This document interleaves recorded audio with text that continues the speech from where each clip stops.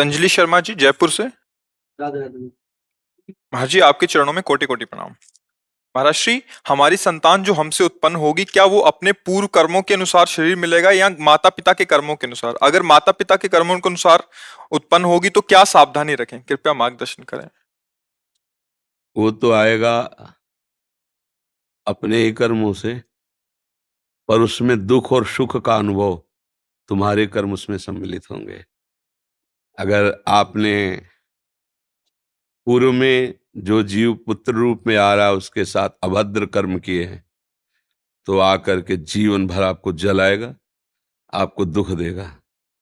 और आपने भद्र माने मंगलमय कर्म किए हैं, तो जीव पुत्र बन के आएगा, तुम्हें सुख प्रदान करेगा। अब यदि इस समय भजन कर लो भगवान का, तो तुम उसके भी भाग्य को बदल सकते हो और अपने भी भाग्य को बदल सकते हो। ये भजन ही एक ऐसा कर्म है जो सब सुधार देता है। मार्कंडेय ऋषि के पिता महाराज मृकंड ने देखा, बहुत ज्योतिषाचार्य थे, कि 5 वर्ष में मेरे पुत्र की आयु खत्म है, मर जाएगा।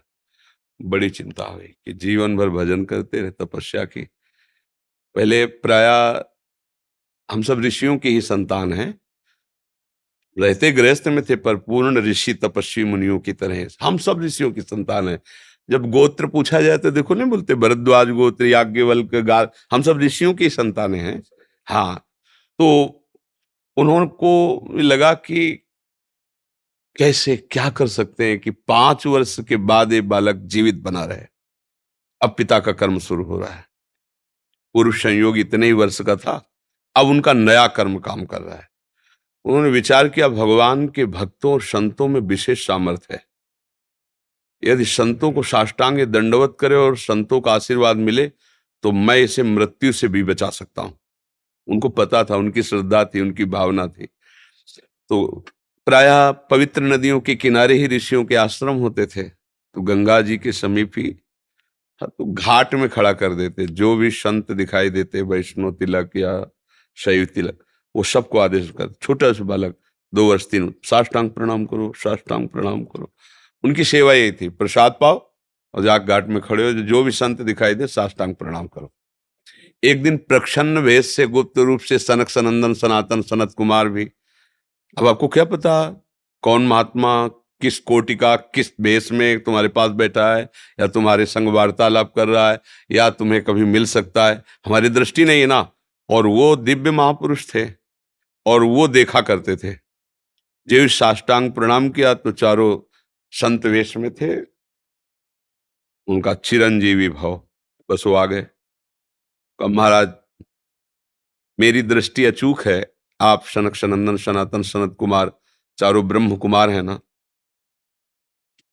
प्रच्छन्न वेश से आप घूम रहे हैं, ये तो अभागी है, 5 वर्ष में इसकी मृत्यु हो जाएगी। और आप कह रहे चिरंजीवी भव, तो आपके वचन मिथ्या या इसका भाग्य मिथ्या?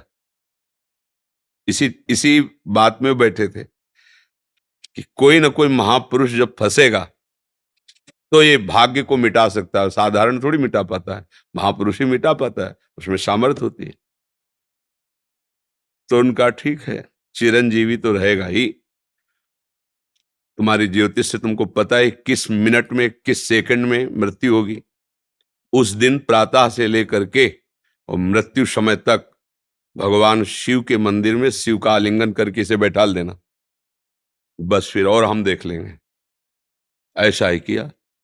चारों ब्रह्म कुमार दरवाजे पे खड़े हो गए। तो ऐसे पुरुषों के पास यमदूत नहीं आते, साक्षात धर्मराज आते हैं। धर्मराज ने देखा सनक सनंदन सनातन सनत कुमार, तो उनका इस जीव का समय हो रहा है, आप आदेश करें तो मैं इसे ले जाऊं। बोले मैंने तो चिरंजीवी भव कहा है। बोले ब्रह्मा के आप पुत्र हैं, ब्रह्मा के द्वारा ही विधान किया जाता है। तो इतनी वार्ता हो ही रही थी कि भगवान शंकर प्रकट हो गए। उनका कि कुछ बदलना नहीं है, 5 वर्ष की आयु ना, हाँ 5 वर्ष ही रहे, मेरी आयु के 5 वर्ष रहे। भगवान ब्रह्मा जी